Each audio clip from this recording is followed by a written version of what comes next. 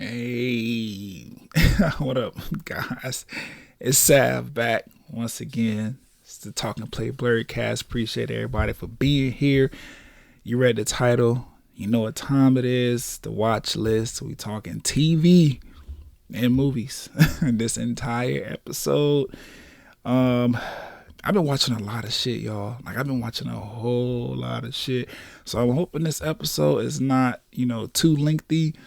I'm gonna try to keep it under or around what I normally do when I do watch list episodes, but I've been watching a whole lot of shit. I'm running through my notes and I've been in TV like a motherfucker. Like this shit kind of crazy now that I'm looking at it, but yeah, it should be a dope one, man. A lot of reviews in the middle of the podcast episode, so be ready for that because that's where a lot of the new shit coming in. I'm talking about like the Kanye doc, giving my thoughts on Genius, Fat Tuesday documentary on Amazon. If you haven't seen it, wait for me because I'm about to give it to you. It's dope. Some other shit on Netflix like Space Force and Murderville. Like I've been in TV, and then my normal shit that I'll be watching. We'll cover that in the latest, or I had a title change. We'll talk about that in the episode though. But Euphoria, Bel Air, the usual that you have heard me already discuss on here. But let's just play the theme music and then we'll get into all of that after.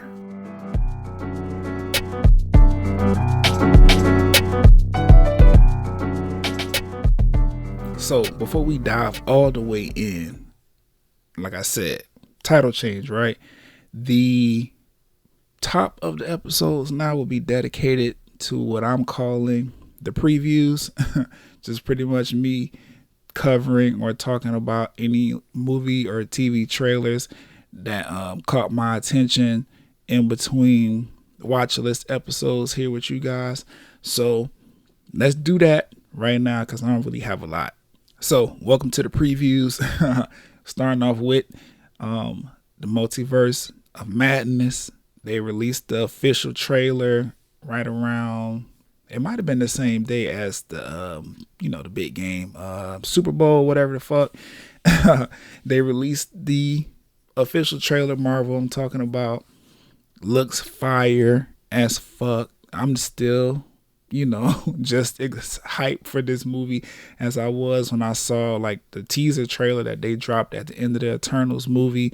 Like this shit about to be fire. Oh, what's that? The Spider-Man No Way From Home, where they put that teaser trailer. One of the two latest Marvel movies that hit theaters that I went to see, the Eternals and Spider-Man No Way From Home, which I did a review on that already. They put a teaser trailer at the end. They ended up releasing that, I think maybe like a week or two after that movie had came out, of just, what we can expect from Doctor Strange in the Multiverse of Madness. But like I said, around NFL Super Bowl time, they put out another trailer. I have to see this movie in 3D. Let me start right there. The shit look good now. Marvel, they don't play with the special effects. They got the bags over there. They don't give a fuck. They gonna hire whoever they need to hire to make sure their movies look as real as possible. And that's something I've always appreciated about Marvel. It's one of the only reasons that I have given 3D movies a chance. Them, little funky ass glasses, they used to bother my eyes a little bit. I ain't gonna lie. You stare at that bright screens for too long with something over your natural eyesight, it does things to you. Headaches, migraines even. Not necessarily me, but it happens to people. I do get the headaches though. But I was not like super pressed to see 3D movies until Marvel. I would see a Transformer movie every now and then in 3D. If it looked good, the trailer looked good, I'm like, oh, yeah, I could do this in 3D. But Marvel movies are really what made me be like, yo, yeah, 3D's the wave, especially if it's IMAX or XD at whatever Cinemark, whatever movie theater you go to. They got a big ass screen with all the sound system in one theater. They got that theater for you. That's for me too. That's for us. Niggas like me who want to sit and watch motherfucking Marvel movies like I'm right there inside them. This is going to be no different. Doctor Strange in the Multiverse of Madness, the special effects in the trailers look phenomenal, and I saw Spider-Man No Way Home in 3D as well. The special effects in that motherfucker look phenomenal. So they got my money on that. Miss America, aka America Chavez, is making an appearance in the movie. That's dope. She's one of the newer Avengers. I mean, she's been around, quite some time in the comic books, but as far as the MCU is concerned, and I guess as far as comic books are concerned as well, she's one of the newer ones because she hasn't been there from the inception of Marvel, like maybe a Captain America, but she came along sometime, after they started being okay with letting somebody other than Steve Rogers rock the mantle of Captain America. Either way, she's a dope character. Can't wait to see her on screen. We also getting, I guess, like this evil variant version of Doctor Strange in the movie, which you can see in What If on Disney Plus right now if you're just curious as to how dark and sinister this motherfucker is. But all in all, the fucking trailer looks fire. I'm still excited for the movie. I really hope that whatever character that was flying in looking like Captain Marvel but not turns out to be Monica Rambeau or Photon for the comic book nerds or whatever. Like, really need to see that black lady back on the screen doing some dope shit because I enjoyed watching her in WandaVision. She got her powers and shit. We know she's supposed to become, a Captain Marvel at some point in her journey as a superhero. So if y'all kicking it off now with the Multiverse of Madness, let's go because I'm ready to see it. Also ready to see if that was indeed, Professor X in whatever scene that was that we got to see in the trailer where it looked like a conglomerate or a panel of motherfuckers that run the universe just sitting there about to judge Doctor Strange for whatever crimes he committed. I don't know what the fuck the plot of the movie is, but everybody online was saying that the bald head nigga was Professor Xavier. So I'm inclined to believe that as well because as I watched the trailers back and looked at the little stills that people was posting, I'm like, that dude looked like that bald head guy. So I'm ready. I'm ready to see Professor Xavier if that is him.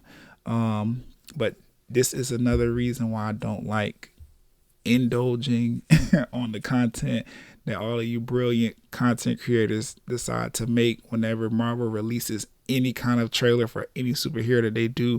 Y'all rip it apart and figure out every little detail of the plot and how does this connect to other things and all this kind of shit and guest appearances and stuff, and it kind of ruins the experience. But that is the extent of which I have chosen to partake in the fandom. After that whole Xavier shit, I'm like, nah, because now I'm starting to understand what the movie's about to be about, or they kind of spoiling things for me, so I'm leaving that alone. Either way, still can't wait for Doctor Strange and the Multiverse of Madness to hit the motherfucking theaters. It was pushed back. I was going to talk about this in the headlines, but I guess I can cover it now. It's a brief little headline. It was pushed back to May. I don't know why. It was supposed to come out, I believe, this month, or next month, whatever. They pushed it back to May. So instead of seeing it when we thought we was going to see it, it's coming out May 2022, which is not that far away. March is coming to a close, and we got April and then May. So I'm in the theaters when that shit drop. Also in the previews, we got Nope by Jordan Peele. This is the latest horror / cultural satire from the brilliant mind of one Jordan Peele. I don't really know what to say about the trailer because they ain't really giving me a whole lot, but that's what I like about it. It looked like it's some kind of like alien horror film, you know what I'm saying? But I'm not really sure. It's niggas in the desert. They like, oh, the first black horse trainer was a black dude, or the first black horse rider or cowboy or something. Something's going on with the first black person on a horse. And these kids or this black family, they own a ranch and they train the horses, and then shit start happening, but we don't see what's happening. We just see their reactions to it and their expressions. It looks dope. Just off of that, Keke Palmer's in it. Daniel Kaluuya is also in it. So I'm like, all right, we got Daniel, we got motherfucking Kiki, we got Jordan, you know what I'm saying? Peele with his beautiful mind and things he's creating in the horror space for black people. So I'm like, all right, I'm ready. The trailer was just vague enough, you know what I'm saying, to give me enough to stay as far as what the story is concerned, but it also withheld enough information to pique my interest, if that makes sense. Like, I'm intrigued because I saw a bunch of reactions, but I don't know what the fuck they're reacting to. So I'm excited to see it. It's kind of like A Quiet Place, the first movie, where like you saw, you know, the trees and the grass moving, but it was like, what the fuck is chasing them? And then somewhere towards the middle of the movie, you see it's this big ass alien with a mouth shaped like a starfish or some shit. But all the while, the movie turned out to be dope. That's what Nope is giving me by Jordan Peele. Can't wait to see it. That shit look fire based on the trailer. And I'm just like, what is chasing my favorite niggas? I need to know. So I'm going to be at theaters watching Nope. Also, Miss Marvel, her trailer just dropped. It's going to be a Marvel, Disney Plus, you know what I'm saying, original, whatever, coming on the Disney Plus streaming app, which I love, one of my favorites. It looks dope. It's supposed to be released, what they said, June 8th. So that is pretty much going to be a few weeks after we get Doctor Strange in theaters. So Marvel keeping us steadily entrenched in the MCU for the foreseeable future. We have Moon Knight coming literally at the end of this month. I'm thinking 6 to 8 episodes on that, and then that'll push us right into the release of Doctor Strange and the Multiverse of Madness. That'll be the biggest movie in the world for at least, 2 or 3 weeks. And then boom, we have Miss Marvel, June 8th, 2022. It looks dope, like I said. I'm excited for it. I really wasn't at first because, I don't know, Kamala Khan, I mean, she's a cool character or whatever, but obviously she's not marketed towards me. And her powers, I don't know, I don't really be caring for superheroes that be having stretchy powers. That's her, Mr. Fantastic, whoever else be stretching their arms, legs, neck, and all this other shit. Like, I don't really care for those powers too much, but like I said, she's a dope character nonetheless. And it looks like, based on the trailers, they changed her powers. Like, she got this, I don't know, sparkly star looking shit now that kind of happens whenever she does her powers. Look like she gets some kind of bracelet that's imbued with some kind of mystic power, and that is what causes her to be able to utilize the powers that she has with the, making her hands and stuff big and stuff like that. I don't know. I'm interested to see what the fuck that is. So I'm going to be definitely tuning in so I could understand this. I kind of have a theory that whatever little bracelet or, gauntlet or whatever the fuck it is that she strapped on her hand that kind of gave her these powers or whatever, somebody's going to take that away, but she's still going to be left with the power of it, and it's still going to allow her to do her powers, but in a more traditional sense without all the sparkly shit. I don't know what Marvel has in mind. I seen a bunch of fans online talking about, that was smart of them to change their powers because the MCU is about to have Fantastic Four in it, and it will look kind of weird if we had 2 characters with the same powers. But that shit don't make sense because these motherfuckers have the same kind of powers in the comic books, and they exist just fine. So I'm assuming this little gauntlet thing is what is going to kick off her powers, and then once somebody takes it away from her or she realizes she doesn't need it or whatever, then she'll be able to tap into her powers naturally. That's just what I'm assuming. We'll see what the fuck happens, though. I don't know anything about the plot of this story other than what I seen on the trailer. And the trailer didn't really tell you what the fuck is going on. It just gives us a small synopsis of her origin story, really. And then it just, Miss Marvel coming on this day and time. So, I don't know. But I'm interested in it. It's Marvel. They're not going to let me down. They haven't missed yet, in my opinion. So, I'm rocking with it. But that is all we have for the previews. I can't think of any other trailers that caught my attention or whatever. So let's go ahead and skate over to the headlines real quick. Get this out the way so we could talk about what the fuck I've been watching. In the headlines, which don't have much, Crunchyroll and Funimation finally merged. Now, if you remember, well, shit, you might not, but all the anime lovers out there will remember that Crunchyroll was bought by or sold to PlayStation like a few months after PlayStation had bought Funimation, or Funimation was already over there, and they acquired Crunchyroll from AT&T, and then they told us at some point we're going to put them together and just have one big ass anime library, the biggest one in the world. And they finally did it. So with that, you know what I'm saying? It was announced back in July or August of 2021 that this was going to happen. Funimation and Wakanim. I think that's the name of it.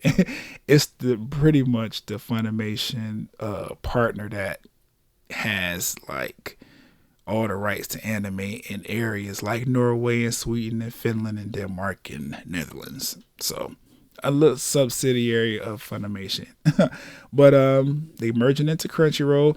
All the Funimation subscribers, you know what I'm saying, who had accounts before the end of February, which is me, maybe you as well.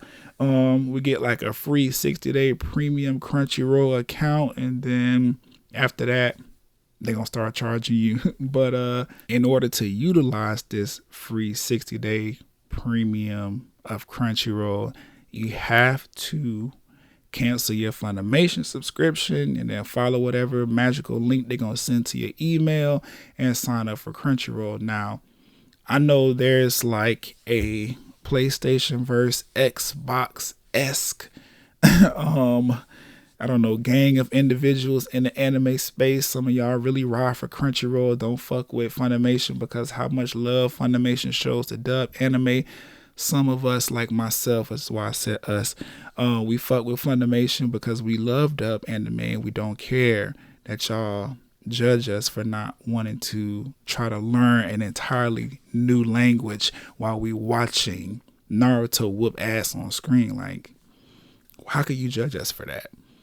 Like, of all the people in the world that you could hate who fucking put subtitles on English TV shows that they should just be able to listen to, understand the words, you gonna hate on us for not wanting to watch this shit in a language we don't have any comprehension of? Shame on you. But it is what it is. I know there's a little beef or like a little rivalry or whatever the case might be, but you're gonna have to get over that shit. We merging together, we all coming as one.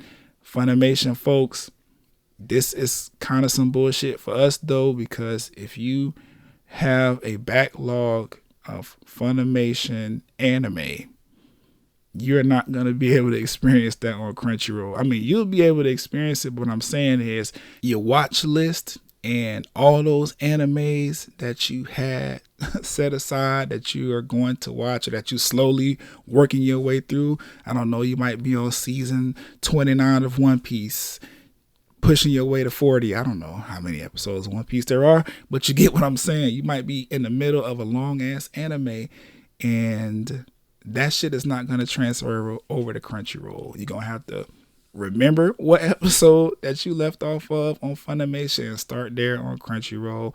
Redo your whole list of backlog anime and kind of start from scratch with the 60-day premium of Crunchyroll.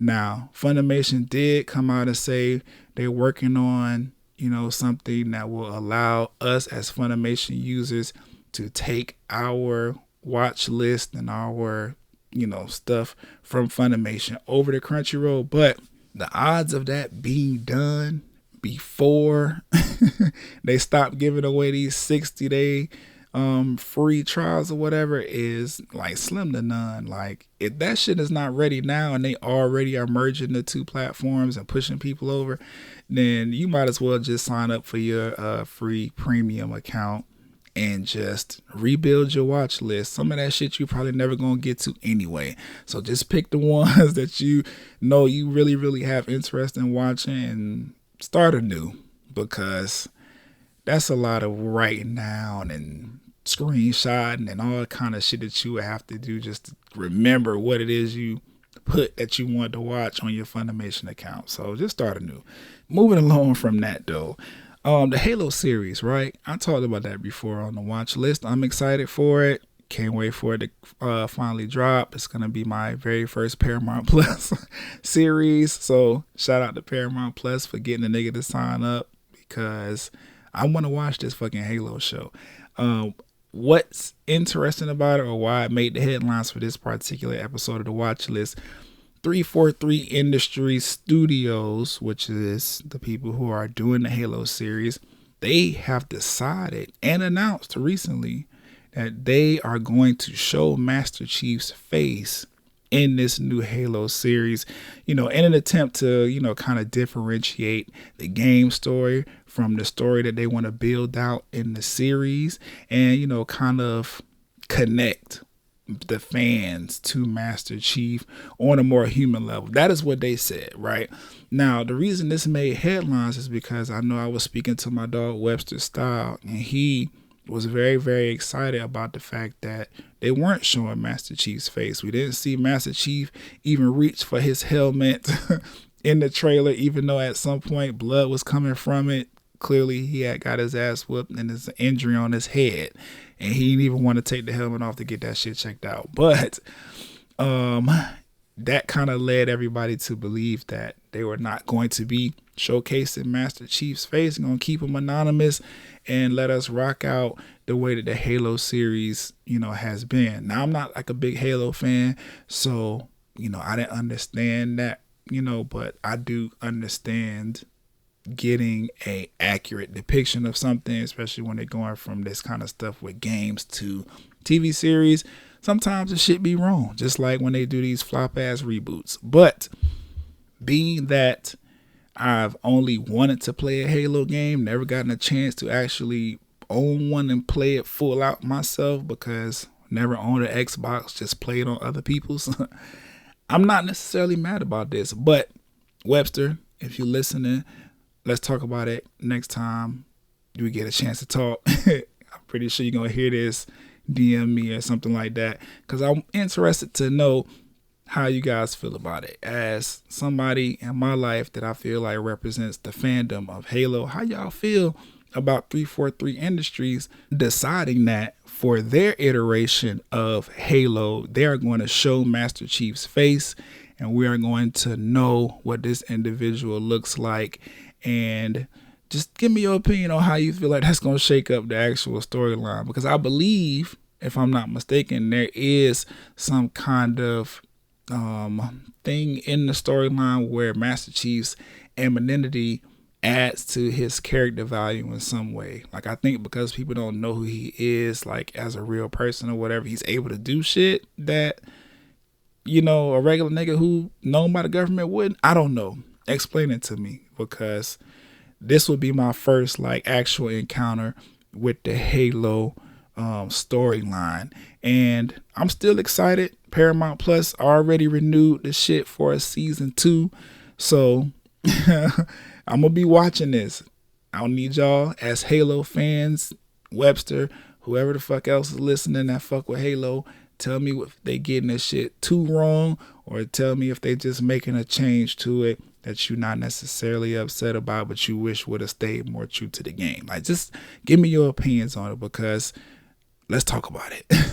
Speaking of renewal though, shout out to Abbott Elementary.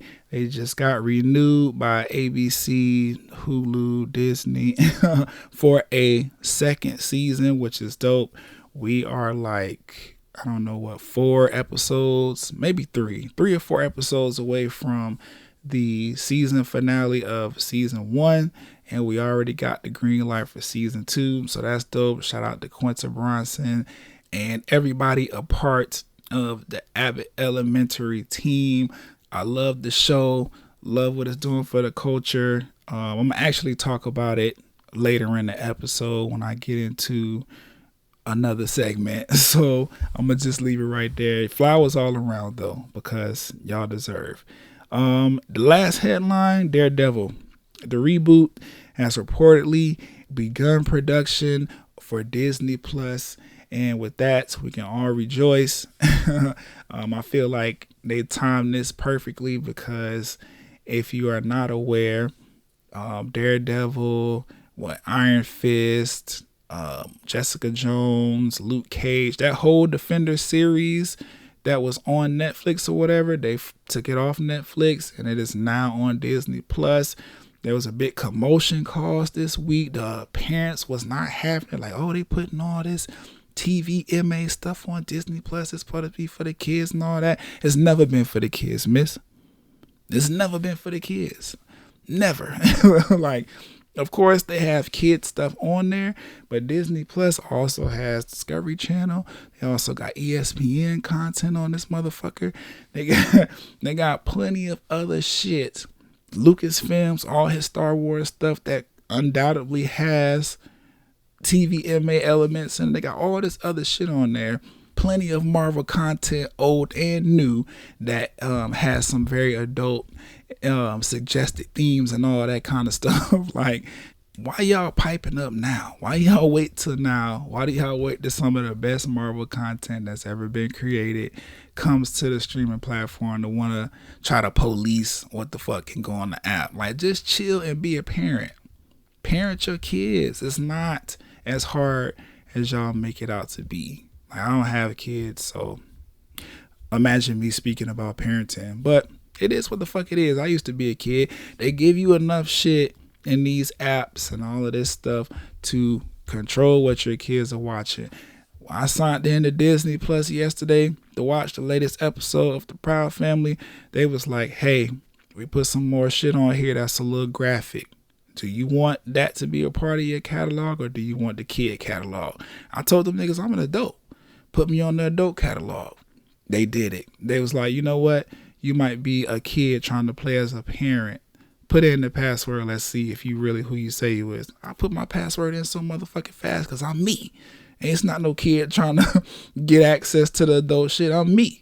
So I put in my password, and it was like, one more thing. Verify this real quick just so we on the same page. You're allowing this to happen on your account, right? It's like, yeah, I did the verification. It was over with. So I'm like, what the fuck is the parents complaining about? They put all these precautions in here. This is recent now. This wasn't like this when I first opened up Disney Plus. They put all these precautions in here to make sure that whatever you don't want your kid to see, they don't gotta see it. They separated it. Oh, this is kid shit. This is normally what kids watch, and this is what they shouldn't be watching. They separated it. What we still arguing about? I don't know. It was a part of the headlines though, so I figured I'd mention it since, again, props to Daredevil reboot, reportedly beginning production for Disney Plus. Can't wait to see it. I actually need to finish the original Daredevil from Netflix, so I will be abreast, because I never got around to finishing that. But it is what it is. Maybe on another time where I'm like binging a whole bunch of shit, I'll get around to doing it, because I have been picking up some older stuff that I'm not going to talk about this episode for the sake of time, and just because I don't really care to talk about like that. But that's it for the headlines. Let's move over to a new section, or a new category within the podcast, simply titled Reviews. This section of the episode, I'm just going to be giving y'all some quick, short reviews on some shit that I have recently watched that I got started with and over with in between recordings of the watch list. Starting with Fat Tuesday, Fat spelled P-H-A-T, on Amazon Prime. Now, this shit was dope. It's a documentary, 3 parts. Each part is about an hour long. The documentary features some of the most legendary and amazing comedians to ever do this shit, at least the ones that are still alive. Everybody from like Dave Chappelle to Kevin Hart, Guy and Joe Torre. Most of the story focuses around Guy Torre and what he did with his Fat Tuesday comedy night at the legendary The Comedy Store at LA. It's a really, really dope documentary. It takes you through this period that they dubbed the era of hip hop comedy, which is so fitting because comedy, or black comedy, I should say, is a large part of the hip hop community. I don't know if we necessarily equate it to certain aspects of hip hop that we should equate it to, like, rap and DJing and graffiti and shit like that, and literature and all that kind of shit, and film. But comedians, especially black ones that do comedy geared towards a hip hop audience or whatever, like, that shit is pretty big. Like, we wouldn't be where we are with hip hop, I'm dare to say, if it was not for a lot of these comedians coming in the way that they did. And Fat Tuesday on Amazon, it pretty much chronicles all of that. They take us through this journey of not only the origin story of a lot of these comedians that you're going to see speaking on this legendary moment in, hip hop comedy time, but they take us through that entire era and what happened and how the LA riot changed things for black comedy in LA once the white people started being afraid to come to black neighborhoods because of the way media had painted us in that time period. Like, it's a really, really, really dope and interesting documentary. Like I said, full of all the comedians from back in the day. If you're a 90s baby, if you're an 80s baby, like, even shit, if you're a 2000s baby, you know who the fuck, I'm talking about. Steve Harvey, Cedric the Entertainer. I said Dave Chappelle. I said Kevin Hart, Guy Torry, Joe Torre, said them. Even got some of the women, some more. I think she made a cameo, and Lunel had some great moments on there. Like, they really just took the whole comedy scene. I think Chris Tucker even made an appearance, and Chris Rock. Like, they had all the niggas. Like, every black comedian that you could possibly think of. Tiffany Haddish made an appearance on there. She had some funny moments along with Snoop Dogg, pretty much talking about the aspects of how, like I said, these comedians were a large part of hip hop, or are a large part of hip hop. This style of comedy is hip hop comedy. He was represented for hip hop and shit like that. Lil Rel had an appearance on there. Anthony Anderson, Regina King came on there to kind of talk about how this era of hip hop comedy really launched the renaissance that happened within the black film industry when all of these comedians started getting their own movies and roles on TV shows and shit like that. Like, this is really, really dope, like, historical documentary, and I really want everybody to see it. If you black, you need to be watching this shit.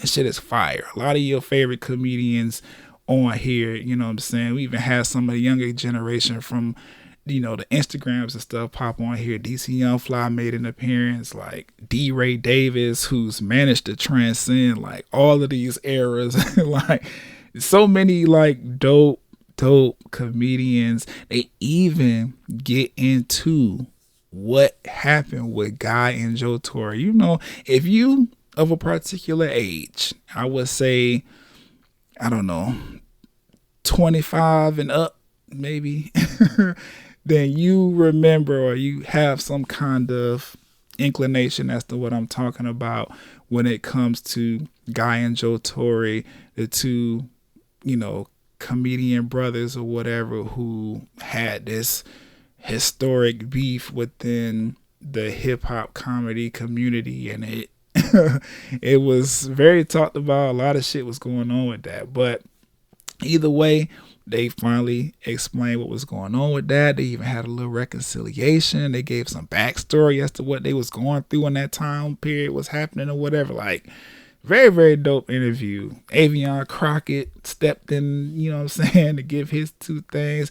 Even we had transgender comedian Flame Monroe come on there and talk about how comedy is shifting in different areas of human society, like the LGBTQ community and stuff like that. Like, the entire documentary 10s across the board for me. And that's just, off the strength of Black. And I remember all this time. I remember all of, you know what I'm saying, Def Comedy Jam when that started, and Comic View. They cover all of that shit in this documentary, and like what led to it, and the stars that came off of it, and how they transitioned into other parts of comedy and film and in the entertainment industry. Like, very, very, very powerful documentary. Very dope.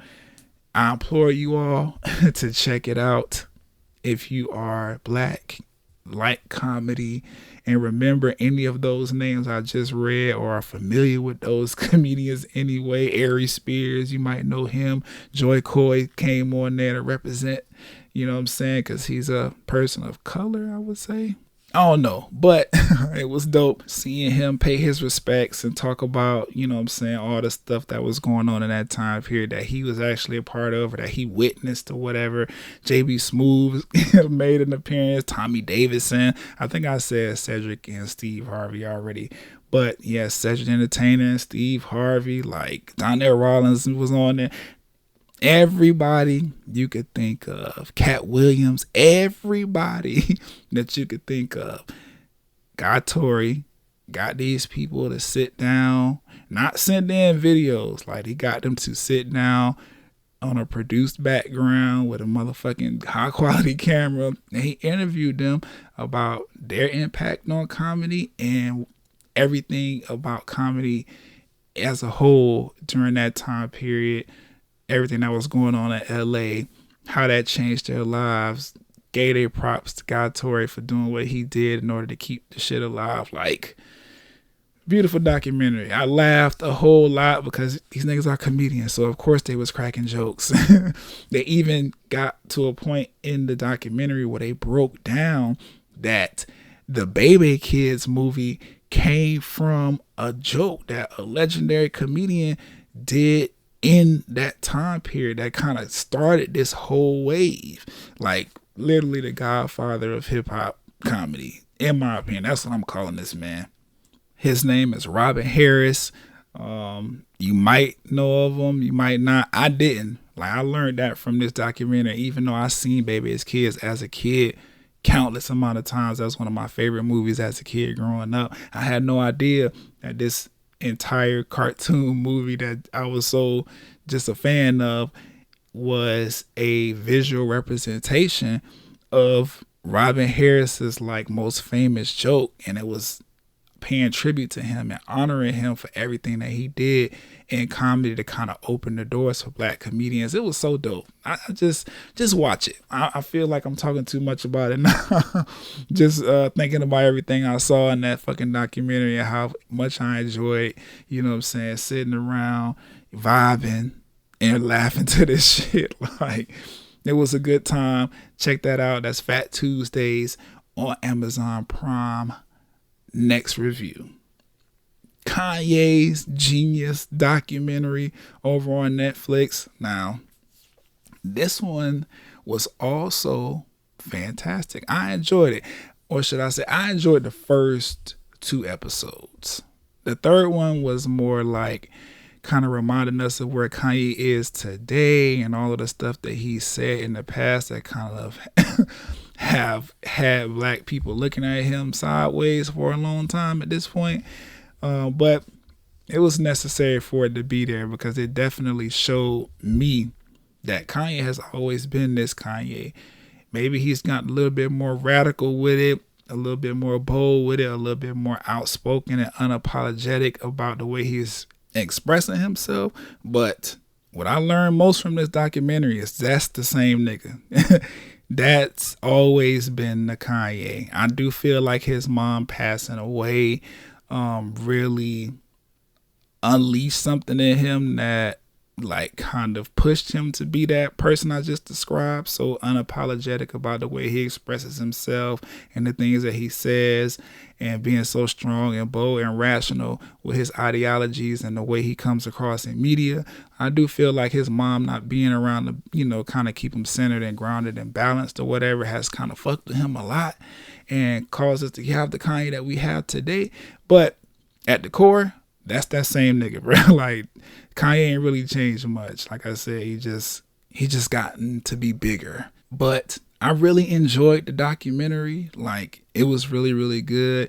I did not know a lot of the stuff that was going on with Kanye, not necessarily in a bad way when I say going on. I'm just saying, like, I didn't know about Channel Zero and all of that stuff, his rise to fame within Chicago and stuff like that. I didn't know about all of that. I caught wind of Kanye right around the time he was releasing his first project. Like, I remember seeing the Through the Wire video on 106 in Park as the new joint of the day. Like, I remember all of this shit happening in the beginning, but especially episode 1, it had some amazing footage from all of that stuff. Shout out to Cootie and Chike for telling this amazing story and making sure all of this shit flowed beautifully and perfectly and capturing all that wonderful footage from pre-college dropout Kanye or late registration, whichever the first. College dropout was the first one, duh. But pre all of that, that shit was phenomenal. Just seeing a young Kanye on his grind, hungry and stuff. It was wild as fuck watching him in episode 2 and at the end of episode 1 walk around the Rockefeller office playing songs like fucking Through the Wire and All Falls Down and Jesus Walks for these people, and they just, okay, this annoying. Can you get out of the way so we can continue to work? Like, this is All Falls Down that Kanye is spitting in these people's face for production. The song is done.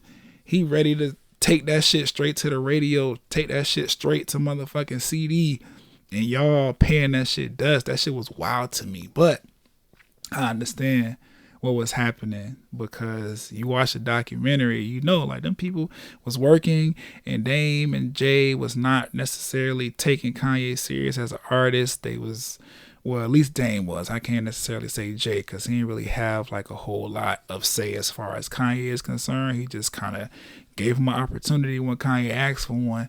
But yeah, Dame was like, nah, you know, we'll indulge this nigga as a quote unquote rapper that he want to be or whatever. As long as he keep lacing us with fire beats, we straight. And, you know, eventually he convinced them niggas otherwise. 10, 20 years down the line, we have Donda 2 Kanye fighting Kim Kardashian and Pete Davidson on the internet daily over divorce and differences in parenting style. But that's neither here nor there. That's their business.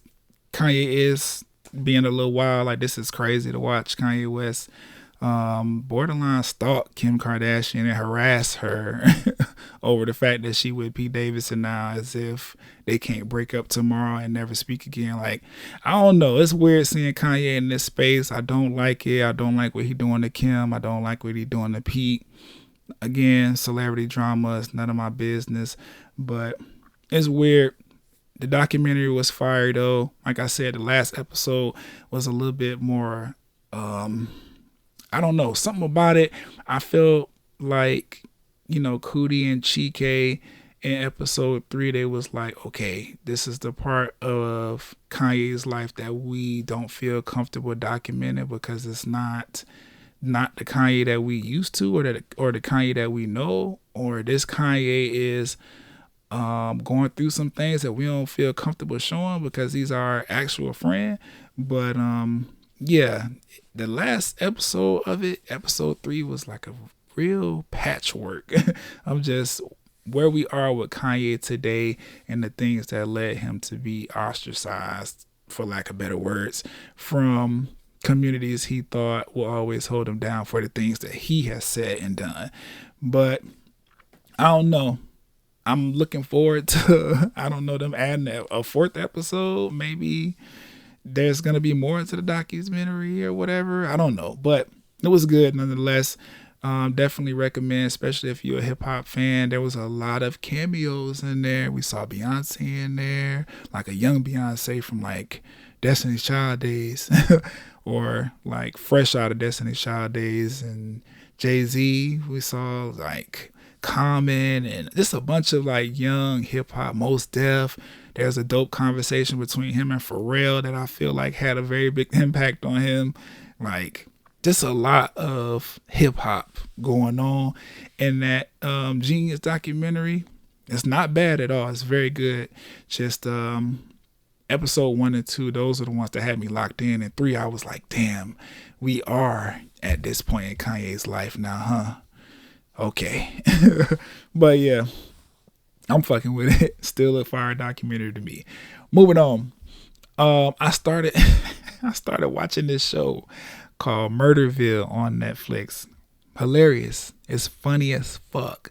I don't necessarily know how to describe it because I'm thinking game show in my head, but it's not a game show. Like, it's I don't know. It's a comedy, and each episode they bring on a new celebrity, and the celebrity is supposed to be a part of this murder investigation that this entire crew of people is acting out and pretending like it's real and they being serious or whatever, but it's not scripted. But the celebrity that they bring on does not have a script, so their reactions and everything that they have to figure out is all improv. It's all something that they have to pay attention to the actual storyline happening around them to figure out who the killer is. And it's really dope. I haven't finished it yet, but I just decided to put it in the review section because, like, there's no consistent storyline other than the couple at the beginning that's been getting a divorce since the first episode that just hasn't done it yet. The chief of police and the lead detective in the little precinct they work out or whatever. But other than that, it's not a linear story. Like, each episode has a different murder that those celebrities that come on has to solve. My favorite episodes so far, though, have been the Conan Bryant episode and the Marshawn Lynch episode because that nigga is funny. Marshawn Lynch is a funny guy. But yeah, those two have been my favorite. If you're just looking for something to like laugh at and just chill or whatever, throw on Murderville. I'm pretty sure you'll get a kick out of it, especially if you're one of those people that pay attention to like nuance and catch all of the small jokes and catch when the characters are breaking character and just fucking laughing in the goddamn camera. Like, they keep all of that in. If a character breaks character or a character breaks character, if an actor or actress breaks character, whatever, and laughs on screen, they keep that in. It's supposed to be a goofy show, not a serious one, but it's very, very funny. If you are somebody that roll up, you know what I'm saying, and just vibe and watch your show. If you drink, you know what I'm saying, pull up and just vibe and watch your show. Like, it's very, very entertaining, to say the least. It's a funny ass fucking show. I would say kind of like a Reno 911 like meets Jackass a little bit, like a splash of Impractical Jokers. Yeah. It's like a little mixing pot of all of that wrapped up in a whodunit murder mystery, kind of like Clue. Yeah, that's what I got. But funny as fuck. Netflix, like I said, Murderville is the title. Check that out if you're just looking for something to laugh at real quick. Also, something hilarious that I have got into recently, or not got into. So, Space Force, right? Steve Carell and the creators of The Office, they came together for Netflix to make another show, or a new show that is not The Office, but kind of a little similar. Either way, it's funny as fuck. Season 1 was funny. So season 2 came out. I watched maybe the first 2 episodes of season 2 and like was hooked. I binged it in like 3 days. Funny fucking show. Steve Carell is hilarious. The cast is dope. Not all of them are like funny types. Like, this is not The Office, but it's similar, right? So Steve Carell's character, he's some kind of high-ranking personnel in the military or whatever, but like he's the person that everybody takes as a joke. So something happens in his department or whatever, and they sent him to run this, not imaginary, but like this like throwaway sector of the military called the Space Force, where they pretty much send people to just grow old and retire from or whatever. So he goes there, with his Steve Carell comedy and just becomes the captain of this shit and makes it important. The military keep trying to find a way to get rid of the Space Force, but every time something pop up, Steve and his team, they figure out a way to solve it for the country, and they're like, okay, well, you niggas took care of that, so I ain't gonna shut you down just now, but you on our list, goddamn. It's a scripted series. Like, none of this shit is real. It's all, actors and actresses or whatever, but it's a funny ass fucking story. And I don't know, I feel like I'm talking to people who have not seen it. So just for the sake of me being like a real nigga, whatever, I ain't gonna spoil it for you with the cliffhanger that they left us with at the end of season 2. But watch the goddamn show. It's funny as fuck. If you like Steve Carell, if you like The Office, you'll probably enjoy it. Maybe not as much as The Office, but it's enough to get you laughing. And it's very nice seeing Steve Carell back on screen being this goofy, funny human being that I never knew of into The Office. I can see how that might be disrespectful. And if Steve, you ever come across this, I don't mean it to be. I'm just, being honest. But you're one of my favorite, like, white comedian actors or whatever. Like, I like Steve Carell, the man funny. So appreciate you for all your work, sir. Moving on. I also checked out Tyler Perry's latest. Yes, I said I watched a Tyler Perry production. This one, Medea's Homecoming. Now, before we get into this, I knew what to expect because I'm a nigga, right? So being that I'm a nigga, I have grown accustomed to Tyler Perry and his brand of black entertainment. I've seen numerous Madea plays, movies, the Tyler Perry movies that don't have Madea in them at all, Meet the Browns, like all of Tyler Perry's little TP universe. Like, I'm abreast. It just is what it is. I know that the writing for a lot of that material that I just named is not the best. And we've been calling for Tyler Perry to allow some writers to join him in the writing room so that he can make some better decisions. However, at the same time, I completely understand Tyler Perry and what he is doing as far as not necessarily giving a fuck about making sure that he's delivering like super amazing storylines. Like, he just making something for us to laugh at and enjoy and just hang around our family and just kind of watch and chill to.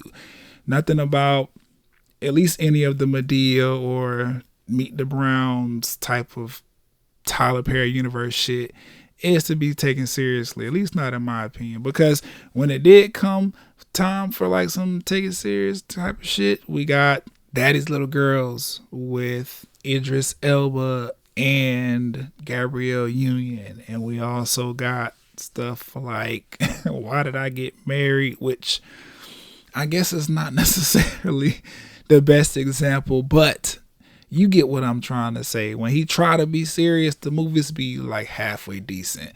The rest of this shit, the Medeas and the Browns, is goofy. It's supposed to make us laugh. It's supposed to make us, commune with our fellow blacks who understand this type of churchy comedy and just enjoy it for what it is and not scrutinize it. However, the plot was still bad. But it's okay because I expected that and I was ready for it. Like, I literally, rolled up and just sat back and was like, this shit finna be funny as fuck. The trailer was funny. There was a scene in the trailer where you get to see a young Medea. And it's in black and white, like she on fucking I Love Lucy or something. Like, the trailer was funny, so I was like, okay, I'm gonna laugh at this. I ain't taking none of it serious. And I was right not to take any of it serious, because it was the same kind of Medea movie that we used to, but just, with some updated jokes and some few extra little surprise moments that we kind of wasn't expecting to see. Like the black and white thing, like I said, that was him putting visuals to that Rosa Parks skit, that get off the bus, Rosa. You know what I'm talking about, niggas. That get off the bus, Rosa comedy bit that he always puts in, every other Medea play. Like, he finally put visuals to it. We get to see Medea rolling up on Rosa Parks and shit. Like, that shit was stupid, but it was fucking funny to me. Like, I don't know, I was having a good time. He did a Beachella parody at the end, which was fucking hilarious. Because if you seen Homecoming, Beyonce's Homecoming on Netflix, then you understand there's cutscenes in her her Coachella performance where she like showing us the BTS of how she's making all this shit happen. And Tyler, he took some of those points, so Beyonce was being serious but hilarious at the same time. It just made it pure comedy. That shit was funny. The transition effects, though, it was a little cheesy. It made me feel like I was watching a 2007 Disney Channel original movie. But like I said, we're not supposed to be taking none of this stuff serious. At least that's how I view Tyler. Now, if he come on here talking about, no, my shit meant to uplift the world or whatever, I'm going to tell him, you on something very, very strong, my guy, because that's not what this is doing. So I'm going to go ahead and continue to just believe that Medea is here purely for comedy, purely to make me LOL in the loudest of out loud ways. But very funny. Like I said, I enjoyed it. There was, of course, plot holes, and I was like, man, what the fuck? Because they said this, and now it's talking like this, but I don't really care because Medea is not like I'm supposed to be analyzing this shit super hard. But I don't know, it was Tyler Perry, bro. Like, Medea's Homecoming, that's what the fuck the name of the movie was. It ain't had nothing to do with Medea coming home from nowhere. She was at the house the whole time. The only reason that it was titled Medea's Homecoming is purely for that Beachella moment at the end, because Beyonce named her shit Homecoming. But it made sense for Beyonce to do that because Beachella was her first time performing on stage in front of a large audience since having the twins. So that really was like her homecoming. It was her first performance since giving birth.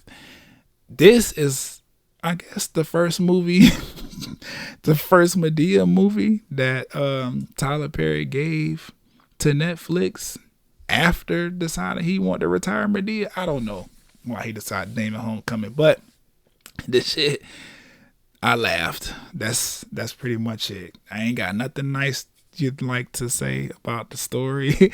He has some actors and actresses in there that I fuck with. We got to see the regular cast along with some new faces or whatever. They was cool. They was doing, they acting thing or whatever. That was fine. But plot was weird. Medea made me laugh. Joe made me laugh. Brown made me laugh. Cora made me laugh. Like, it was funny. That's it. Moving along. This time, I'm going to step into the anime corner. I might title it that. But I got into I got into an anime that I had always been wanting to watch, Jujutsu Kaisen. Very action-packed. If you're a blurred out here and you're anime blurred, you watch anime, you know what the fuck Jujutsu Kaisen is all about. Kid, extraordinarily gifted for some reason, finds out he's this vessel for some all-powerful ancient demon or whatever, and now he's on a quest to find all the pieces of this demon so that he could swallow them, revive the demon, and then kill it.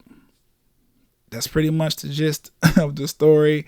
There's some other stuff that happens in between, but just for the sake of time and the fact that this is only the first season, season 2 has not dropped yet, I'm gonna just leave it right there. If you into anime, I highly recommend. Very, very action packed. The animation is amazing. I like the differences in the characters as opposed to how these type of action shown in anime usually go. It's pretty dope. I'm excited for season 2 to drop, and when it finally does, I'll be sure to cover it here on the Talk and Play Blurredcast. Now, on to the review that I've been waiting to review for y'all. Euphoria, goddamn, y'all know what the fuck time it is. It's Euphoria. Y'all should know. Niggas been talking about Euphoria. Like, Euphoria has been a very large topic of conversation since people realized it was on TV. They talking about it is the second most watched show in HBO history, right behind Game of Thrones, which is fucking huge because this is only season 2 of Euphoria. Game of Thrones had 6 seasons. So the fact that at season 2 we already had second most watched show, only big things to come for Zendaya and the rest of the cast of Euphoria, because they done an amazing job. Like, this fucking show is pretty fucking good. It had me hooked every Sunday. I was tuned in. I'm like, okay, the shit come on at 10. I need to make sure I'm showered, got my motherfucking food, I'm rolled up. I need to make sure I'm straight by 9:45, so that at 10 o'clock when the episode goes live on HBO Max, I'm pressing play. I'm pushing P. I'm pushing P and we watching the motherfucking episode. I was locked in. Euphoria is great. Let's recap how our characters ended off. We had Rue. She's clean. You know what I'm saying? She watched Lexi's amazing play and she had a moment of clarity. You know what I'm saying? She thanked motherfucking Lexi for putting that shit in her face for her to see and kind of deal with. I think Rue's going to be on a good path in season 3. If you remember, right, season 1, we ended with Rue relapsing because of, you know, the situation that happened with her and Jules at the train station. Well, at the end of season 2, we end up with Rue telling Jules, I love you, but we can't fuck around no more. Kick rocks. You bad for me. Can't do this no more. And she's staying clean. She's getting back friends with Lexi. They used to be best friends before Rue, you know, spiraled out of control with her drug addiction and her depression over her dad's death.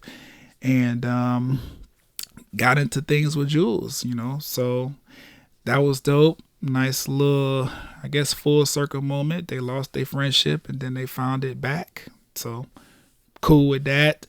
Happy that Rue shut the door on motherfucking Jules and absolutely hit her with that forehead kiss. And literally, she didn't even speak. She just sat there and listened to everything Jules had to say. I miss you and I'm glad you're doing better and stuff like that. And I hope you can forgive me for snitching on you to your mom, and it was for your own good and we did good by doing that. I love you, you know, can we talk? Man, motherfucking Rue forehead kissed Jules' ass and was out the door. Didn't even speak. And I fuck with that because Jules deserved it at this point. I used to fuck with Jules, but, you know, she's made some questionable decisions herself. Season 2 has really, really opened my eyes to that. And now I won't know. Getting along to Elliot, though, because remember, Jules smashed Elliot, or her and Elliot fucked or whatever. I don't know if Rue knows that, but it don't matter now because Rue said, fuck that, we're not going back to Jules. Do I feel like that's a lie? Yes, because I used to be a teenager once myself. You know, you tell yourself, I'm over these feelings. I'm not fucking with this person no more. I'm done.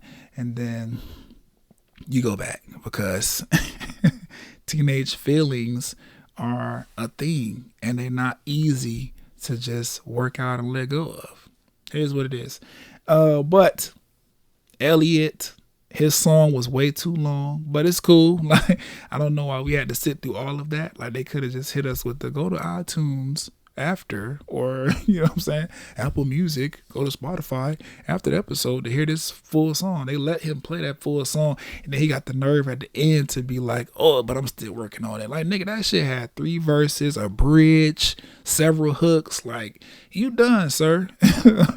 We heard the whole song, but it's cool. I'm glad he got around to apologizing to Rue for being a part of Jules's, less exposed Rue to her mom situation.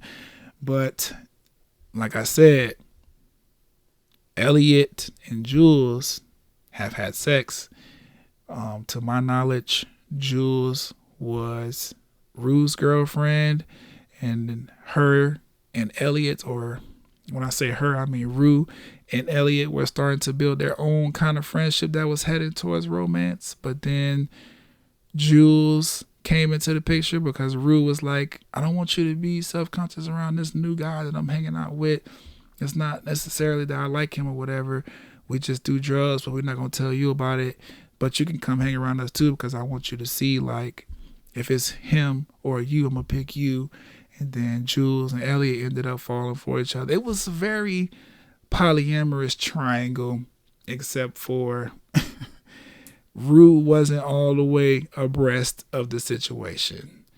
Jules called her out on having feelings or having a crush on Elliot, and she didn't deny it. Elliot was upfront with Jules about having a crush on Rue. And, then Jules and Elliot, they made their shit for each other known. Like, it was a very triangle situation there. But that's neither here nor there, because that shit is dead in the water. Rue said it's a wrap. I guess she's going to stay cool with Elliot, even though he kind of acts like, you think that's a good idea, being that, I still do drugs and you, like, trying to stay clean. So we'll see. I really, really hope that Rue is not replacing Jules with Elliot, because that ain't gonna do nothing but lead to more anger and heartbreak when she inevitably finds out that Elliot and fucking Jules had sex. And then I'm pretty sure that's not the best for her sobriety, because Elliot, he's not junkie status, but he definitely be like, all right, this is my chill time. Let me pop a Zan. Let me snort this real quick. Let me sip on that, and I'm finna chill. He's very that type. So, I don't know.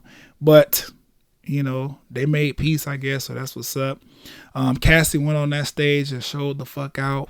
That shit was amazing to see. It was fucking amazing. That actress, she did an amazing job. All of them did. But Cassie went on stage. She showed her ass. That shit was phenomenal. So glad that she stood up to fucking Lexi and called out the hypocrisy and the fact that she able to write this fucking play about them and do all this judging or whatever, knowing that she's not an angel herself. Like, good for Cassie for standing up for herself in the face of being dumped by Nate, which Maddie so kindly pointed out at the end of the episode. This is only the beginning. It's going to keep stringing you along and breaking up with you and taking you back and breaking up with you. So just be prepared. That's what you stole from me, because that's what happened. Nate wasn't in the season finale. We had some discussion about him, but he wasn't there because he ran out like a little bitch. He couldn't handle what was happening on stage, what was supposed to be him. You know what I'm saying? We know Nate got, I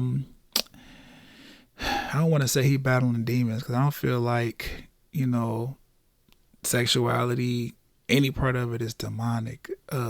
But he's dealing with the fact that he is unclear with himself about what his sexuality is. Like, he know he like girls, that's clear. But like the other stuff that's going on, he don't know. So I guess he couldn't handle the smoke.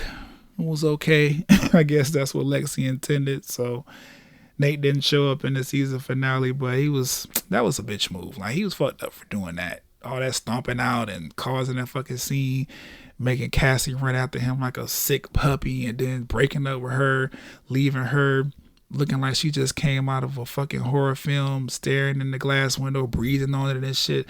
Like, oh no, Nate he a piece of work. What he did to Maddie in episode 9 or 7 to get the tape of his dad and Jules together, like, that was some wild shit. Now, like, that's a different level. That whole, oh, I'm gonna pretend like it's a loaded gun, but it's not really. Like, y'all seen it. That shit was wild. Moving along. Maddie. Speaking of Maddie, I'm so glad she finally put hands on Cassie, like, in a real way. At first, I was like, this ain't enough. She went up there. She had bitch slapped her real quick. You know, she hit her with the heavy hand. That was a closed hand slap, too. Like, all power. No, I'm going to leave some space in between to disperse the kinetic energy that's going to come off my hand when it tap your face. You know, cut through the wind real quick. Like, she palmed that fucking hand. Smack 5 from Casey, and left her shook and on the floor or whatever. But that wasn't enough for me. All the chasing around and the running around they was doing on stage, because I didn't know Cassie had feet like that. She was, you know what I'm saying, shaking and moving on Maddie ass, like getting around them props on the stage real quick. You know what I'm saying? Like, she was definitely making sure Maddie didn't catch her, but when she did, hands got put to face. She ran off again after she got off the floor. Maddie caught her again. She pushed her and she pushed her into a fucking wall and made Cassie bump her goddamn head on the brick school walls that you normally find in school. That's the first time we seen that side of the school. They don't really be in school like that on the show for it to be a show about high school kids. They don't really be in school like that. But we got to see another hallway in the school by way of Cassie's forehead. And that was great. I feel like she deserved it. She been trying my dog Maddie with this bullshit. Like, we get it. Maddie and Nate were not together when y'all started fucking around. But the thing is, they are known as a couple that does the on and off shit. So if you didn't want to be considered the person that stole Nate from Maddie, then you should have made sure Maddie and Nate was never gonna get back together. That's why he was looking crazy in the motherfucking jacuzzi at whoever house that was when they was trying to, you know what I'm saying, work their relationship out in front of everybody. Nobody said that they was not gonna get back together. You should have known that. That's your best friend, ain't it? Maddie is your best friend. You know their relationship is toxic as fuck. They keep breaking up and getting back together. Your ass should have known they was probably going to get back together again and just not fuck Nate. None of this shit would be happening. But you did what you did. Nobody cares if they was on a break, because we all know Maddie and Nate as Maddie and Nate. That's why people looking at you crazy, because everybody know them two motherfuckers make up and break up all the time. So you slide your ass in between on a random breakup, that don't justify nothing. Like, that doesn't make it okay that you are now dating your best friend's ex, or your ex best friend at this point, because Maddie ain't fucking with you, and rightfully so. But shout out to Bobby, the black girl that was like the stage manager or producer or whatever, the one that was running around with Lexi, making sure everything was running without a hitch. Like, you the real MVP, and you funny as fuck with your little baby voice. I don't know, she had this like little voice or whatever that when she said things, when she did deliver her one-liners, it made that shit hilarious. Like, I was really enjoying Bobby. I need to see more of her story next season, because if you haven't noticed, season 2, McKay, the only black boy on the fucking show, he got a few minutes in the first episode, and we didn't see him at all in any of season 2, even though his quote unquote best friend Nate is now fucking his ex, who is Cassie. Like, I figured at some point, you know what I'm saying, motherfucking McKay would come back in the scene one more time trying to plead to get Cassie back, and she would finally tell him, or Nate would finally tell him, like, hey, we fucking now, so she's not gonna go back with you. You might as well let that go. We see him react to it, something. No, This whole triangle of bullshit between Nate, Cassie, and Maddie is happening. McKay is included, but he's not, because they didn't put him in this season, even though that whole love triangle, he's the other character in the show that's most connected to it, because his best friend and his ex are now fucking. Like, oh no, I ain't really appreciate that. I thought McKay's story was dope. We needed that, especially black men, because he was telling a story that a lot of us can relate to about, you know, your parents kind of putting pressures on you when they see you excelling in a way that could give them the opportunity to live vicariously through you.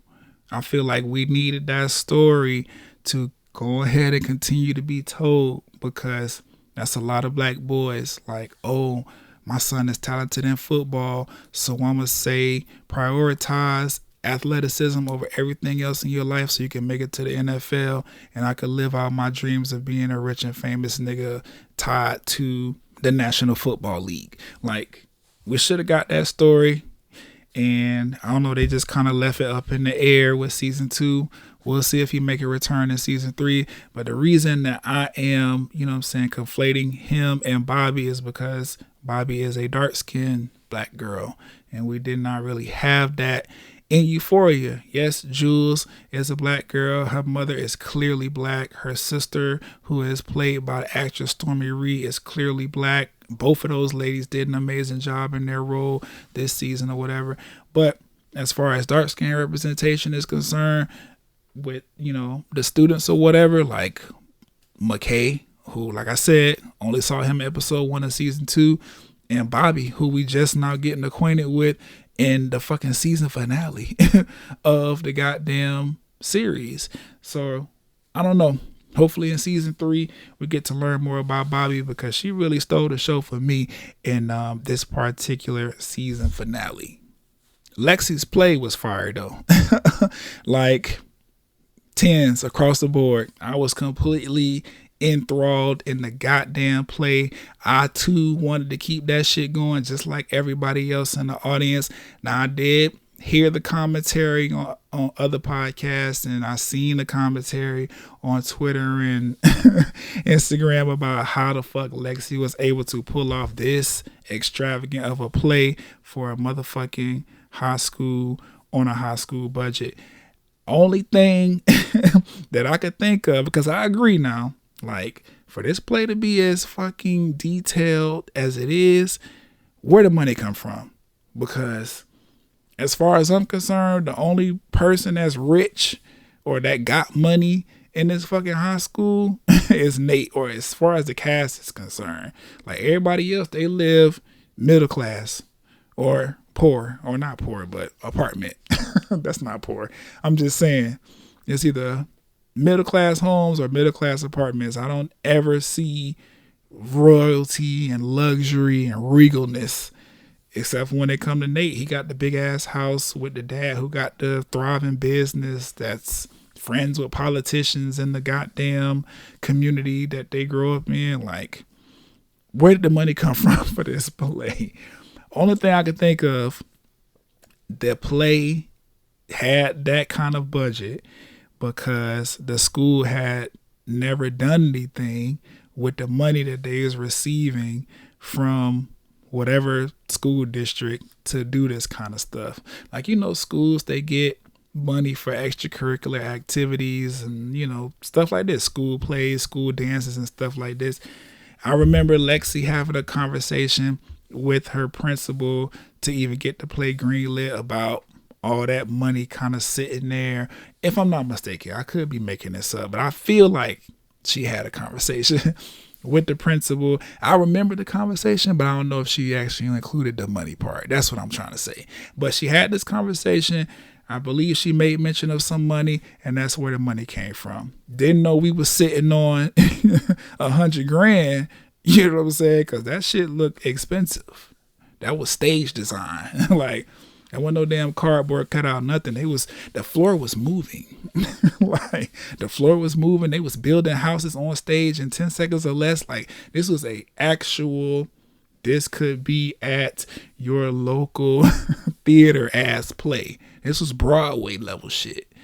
And we got to see it on Euphoria High School or whatever the fuck the high school is called. But it was good nonetheless, despite us being confused about where the money is coming from for it or where the money came from for it. I really enjoyed watching Lexi run around cussing everybody out in the back, even though I was like, damn, she got a lot of mouth for somebody who is writing a play basically about her not having the courage to speak up to her sister all this time. But it is what it is. She made the play work, and I enjoyed it. It was a good fucking play. Say what you want, but you know, this how you know, right? You know the play was good because nobody left the auditorium. I'm talking about the whole play crashed and burned. People was running on stage. A fucking fight broke out. We had people in the audience yelling crazy shit at the actors and actresses and shit like that. We had people calling out, oh, this is about this person. This is about this person. Like, the play hit the fucking fan as far as shit is concerned. And nobody got up and left. Nobody was like, oh my God, this is crazy.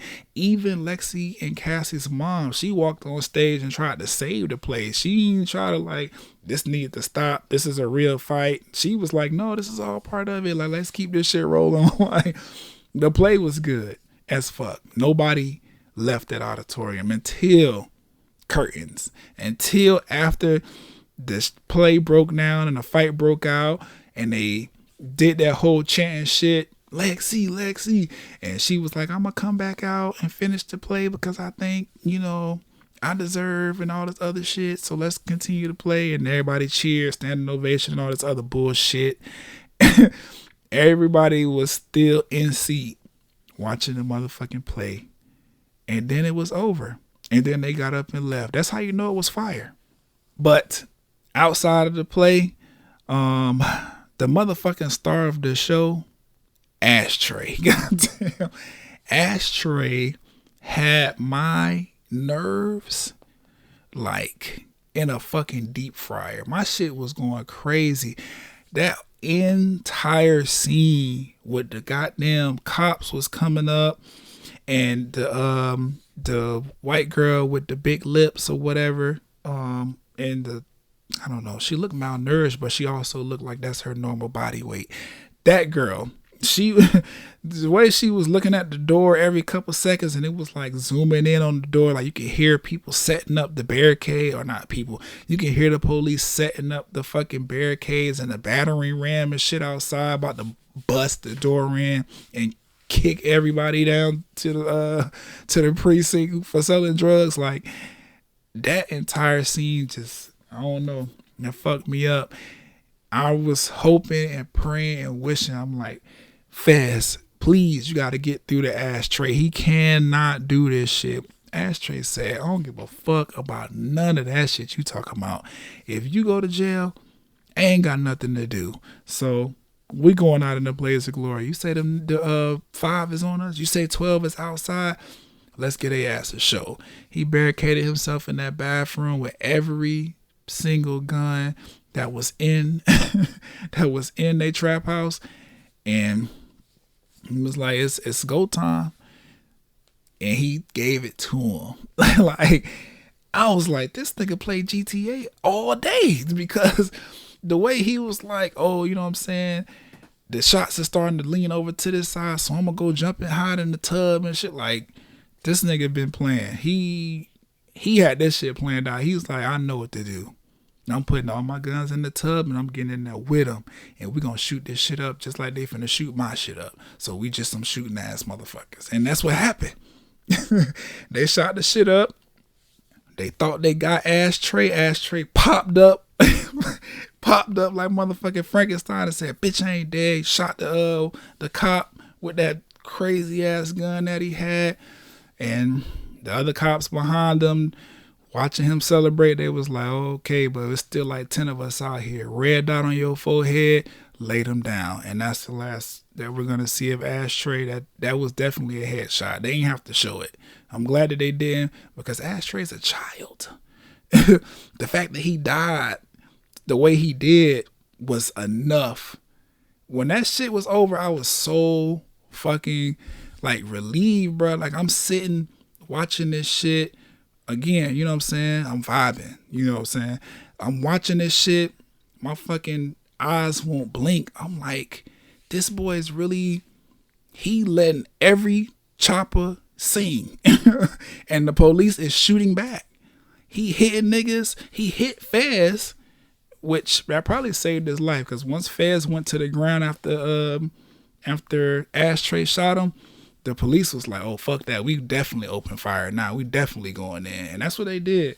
But shout out to Ashtray, boy. He went out like a real one. I ain't going to hold you. He went out like a real one, but was a kid, man. That's sad to see a young child lose his life, especially in that way. That shit was insane. But sorry for Fez as well, you know what I'm saying? Not only did Ashtray shoot him, but he also had to witness Ashtray getting shot. Well, he took a bullet straight to the head. And that was fucked up. That's his little brother, you know, essentially. Yes, they were all, well, no, Ashtray was adopted, but Fez, that was his grandmother that raised him. But yeah, he got shot by Ashtray. He watched Ashtray get killed by the cops. Then he missed Lexi's play after he really pushed her to go ahead and put it on the way she had intended for it, whether it was going to ruffle feathers or not. And then he going to jail. Like, Fez had the worst ending of us all. Everybody got to watch their trauma and bullshit played out in an extravagant, beautiful, and very well thought out and designed play. Fez caught bullets, watched his little brother die, and going to jail. And he missed the play. So, damn. I don't know. But that was that was the season finale of season 2 of Euphoria. Fantastic show. I'm a little bummed out that season 3 won't be dropping until 2024, but I guess I ain't gonna knock nobody on their artistic endeavors and expression. The reason that it's gonna take that long for this season to return, or for season 3 to premiere, is because the way that they shoot Euphoria, it take forever. Like, it's not on the cameras that we have today, where they have this almost infinite amount of storage and they can capture this 1080p and all this beautiful scenery of, like, they're shooting on cameras that make it look the way it looked on TV, which I'm not mad at, because the shit look great to me, especially when they do some of these scenes and these different, like, transitions to iterate what anybody who is taking drugs on that show is seeing in their head, or what they're going through, or what they're visualizing while they're on their trip or whatever. Like, that shit is beautiful and it's fantastic. So if it's going to take, you know what I'm saying, I guess a year and a half to get us back to Euphoria, then I guess I'll fucking wait, because amazing programming. But that concludes the reviews. I've been talking for a minute, but we almost done. So let's just continue to roll. Next, we got a new section, or not a new section, but I just titled it Continue Watching. You know how when you go on your streaming apps or whatever, the last episode you left off of on something that you're watching currently, it'd be like, oh, continue watching. That's what I named this. These are all the shows that have not concluded yet as far as seasons is concerned, or series are concerned, and we're in the midst of watching them, and I'm watching them. So first on my Continue Watching, Proud Family, Louder and Prouder. I told y'all that I was going to be watching the Proud Family, Louder and Prouder. When it came on, I was very excited about it. I'm not let down. I'm actually very, very, very happy about what's going on with the show. It's hilarious as fuck. All the jokes are like fresh and new. Nothing about the comedy of it feels like outdated. Like this show ended over 10 years ago. And so for them to be bringing it back now, and it's still the same style of comedy, but like it don't feel dated. Like all of it feels fresh and all of the jokes are hitting. Like I'm really, really fucking with it. I like the new age, modern things that they've incorporated in it. The show picks up 1 year after the last season of the original Proud Family, which is dope, and it makes a lot of sense because had they done it and like today, like we would never see Penny Proud looking this young. BB and CC would be the same age Penny was when she went on TV. You know what I'm saying? So I'm glad that they picked it up a year from. And we had the latest episode, Snackland, that featured Lizzo, and the return of LPDZ. For all my blurs out there, anybody who's been a Disney fan since day one, you watched the original Proud Family on the Disney Channel when it was giving us new episodes weekly. The shit was fire.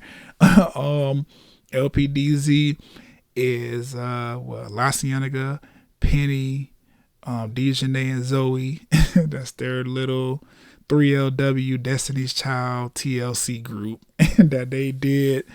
And it was dope that they kind of brought that back around. Like I was like, oh shit, LPDZ from the original. All right, I'm fucking with that. Like they brought it back around, gave them a new song to sing. You know what I'm saying? Uncle Bobby's still managing. Like I was like, this is dope. I really like how, it's a continuation of the original, so it kind of makes sense to do it. But I like that they just made sure to do that, to make sure to reach back to those moments from the original series that like endeared us to the show and kept us watching and gave us representation and made sure we seen ourselves and had something to relate to. Like the show fire. BB and CC, they starting to walk and talk now. It's no more baby gibberish and them crawling around or being carried around or harassing Puff, Sugar Mama's dog, which we ain't really seen much of Puff, have we? Where's Puff? All right, now don't fuck around and forget, goddamn. See, now I'm starting to notice things. I feel like Puff has been there though. Maybe. Either way, yes, I think I remember seeing Puff. But yeah, either way, BB and CC, they starting to walk and talk, you know what I'm saying? Which, again, makes sense. We 1 year from the original. So, of course, BB and CC, they growing up as babies. Like, that's fire. Everybody but Sticky, who is voiced by Orlando Brown, has returned. If you know what happened with Orlando Brown and Raven Simone and Disney as a company, then you know why they wrote that nigga out of the out of the new series quick. Like Sticky had 7 seconds out of the first episode, and it was him getting into a taxi, driving to the airport. They left a note that said that Sticky was moving to Japan because his dad got a job over there. I'm assuming dad's in the military or in the tech or something. I think he's a tech guy. Either way, he went to Japan. We're not seeing Sticky no more. We're never going to hear Orlando Brown do anything with Disney because he ruined that. But that's okay because they've made some other changes to the show that I feel like the younger generation of today, the blurs and nerds and geeks and, you know, just the black kids all around the world watching this shit today are going to appreciate with the introduction of new characters. We have a new brother and sister, you know, character. KG is the brother. He's voiced by rapper A Boogie with the hoodie. You might have heard some of his songs before. He's a New York rapper or whatever. I fuck with A Boogie. He got some cool songs or whatever. And then his sister on the show, Maya, is voiced by Keke Palmer. So those are dope additions to the actual cast of the story. They're playing a cool role or whatever. They have this like backstory about them where they are the adopted children of an interracial gay couple. So their white dad is voiced by Zachary Quinton, who blurs nerds and geeks who are Star Trek fans. You might know him from the Star Trek films. He plays Spock. And then just for all the rest of you who are not Star Trek fans, because I'm not really a Star Trek fan, he got his start, or his biggest role, or his breakout role. Am I trying to say? Yeah. He was Siler from Heroes, the white dude who was like, oh, if I just capture these, mutants, for lack of a better word, these people with these special powers, and I dissect them and I eat the part of their brain that gives them their powers, I will acquire their powers. Heroes fans, y'all might remember that. I definitely do, because I used to fucking love Heroes. But yeah, Zachary Quinton voices the white dad, and the black dad is voiced by the legendary Billy Porter.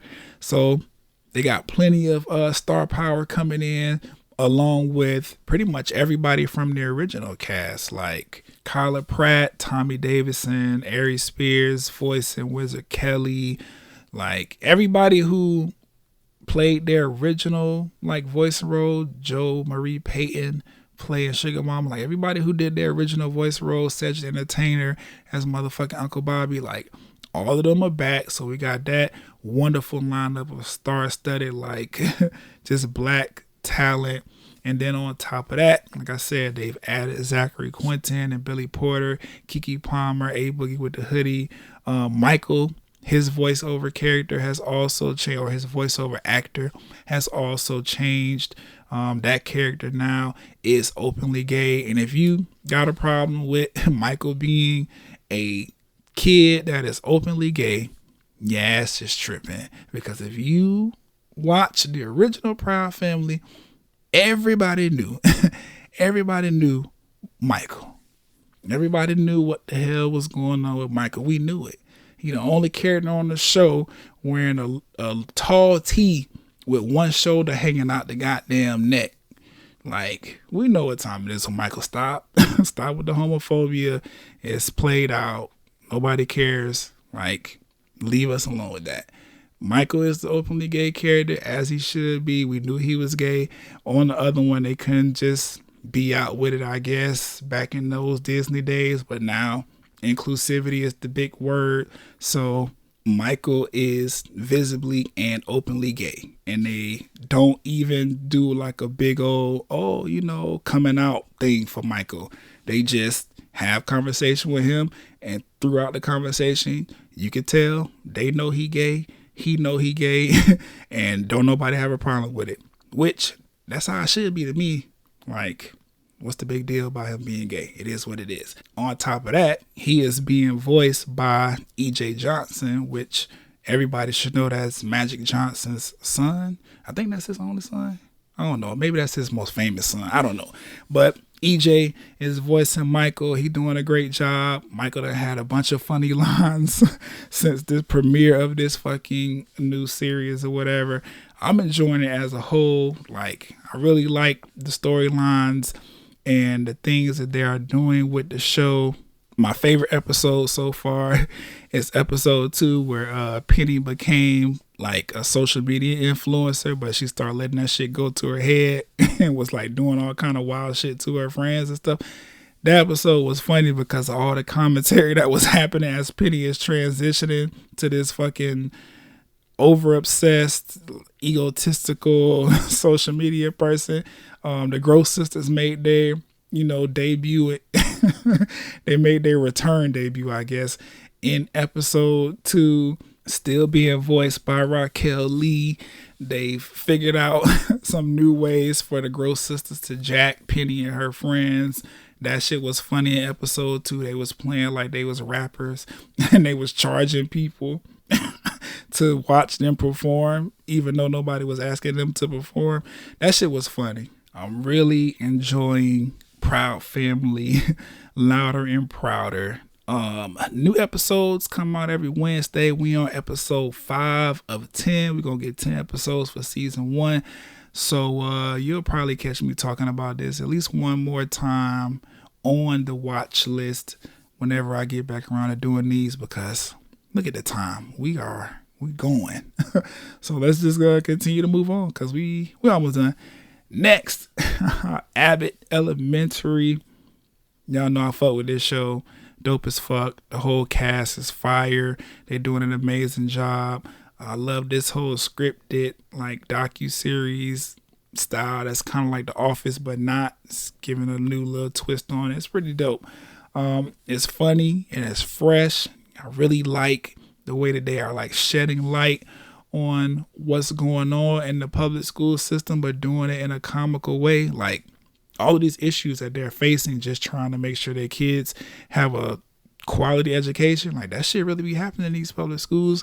Most of these public schools, they are minority run and they are minority populated as far as the kids are concerned, and it be just like this.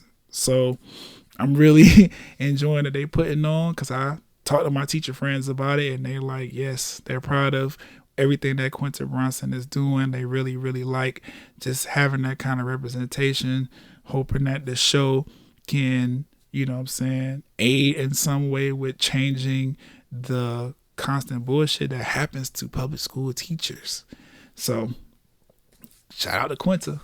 This shit is fire. I think I already said that they had got renewed for a second season in the headlines. Pretty sure I said that. Big. That's dope. I am caught all the way up. We had a little break because some shit was going on and they decided not to air some episodes. So we got a little break, but season or episode 10 should be coming on next week. And I think the last episode we had was centered around Principal Ava and Janine coming together to do like this little after school step program so that they could perform this step routine in front of this audience of parents and faculty and all this other stuff. Got to see a different side of Ava. At first, I'm watching this shit. I'm like, yeah, everything the other teachers are saying that's going to happen. She's going to fuck Janine over and it's going to be fucked up. She did, but it was for a good reason. And then on top of that, it made me kind of believe that Ava's not really as bad as a principal as I thought, because even though she wasn't prioritizing, you know what I'm saying, the kids learning the routine in the same way that Janine was, it kind of made sense, you know, once she kind of seen how everything was working out. Like, she gave the kids some time to learn each other and trust each other and bond so that they would even feel comfortable dancing in front of each other and learning this routine together and coming up with a routine together. Then, like I said, coming up with a routine together, she put the routine in the hands of the kids and was like, okay, these stale moves that Janine teaching you, whatever, what do y'all want to dance? Like, how do y'all want to dance? How do y'all want this, you know, step routine show to go? And I was like, okay, that makes sense. Janine was, she was more so living vicariously. See what I'm talking about, Euphoria? Janine was kind of living vicariously through her kids. You know, I used to be in step and they did all this for me and then instilled discipline and and I'm going to do this for the kids so they can be disciplined and shit. Ava came in there. She was like, this is supposed to be fun. I understand you want all this discipline and stuff, but they'll learn that if they figure out how they can be a community with one another. Like, you don't have to force that on them. They'll learn that once they become friends. She set it up for them to become friends. They came up with a fire ass routine. So, like I said, Euphoria, don't sleep on the black stories now, nigga. We need to see it. It's important. It's happening. But shout out to Quinta and everybody involved with Abbott Elementary. The actors, actresses, the writers, the producers, everybody involved with the show is doing a phenomenal job. And I know this because the motherfucking show is phenomenal. Even the other storyline that was happening on the episode with the other teachers, like trying to have this like pizza tasting contest, and Greg, who is the person that played Everybody Hates Chris, him being like, I never had pizza. I like regular plain ass food, potatoes and rice with chicken on the side. Like he had never had pizza a day in his life, and he was lying to them people, and they was like, what the fuck is wrong with you? But good episode. Excited for the return, I believe, next week.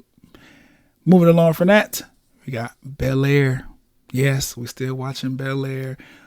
Episode 8 is actually on Peacock for me to watch right now. As soon as I get this episode uploaded, I'm going to be watching episode 8 because episode 7 ended really good. We had Will, he's still kind of dealing with him and Trace falling out and trying to understand or figure out if he's going to be okay without his boy, his best friend, being his best friend anymore. Like, teen drama shit. But outside of that, it led him and Carlton to start getting closer. But Will and Lisa have also started getting closer to the point that they are now like in a secret like relationship and haven't told Carlton. He finds out later though at the end of that party. Y'all know what I'm talking about.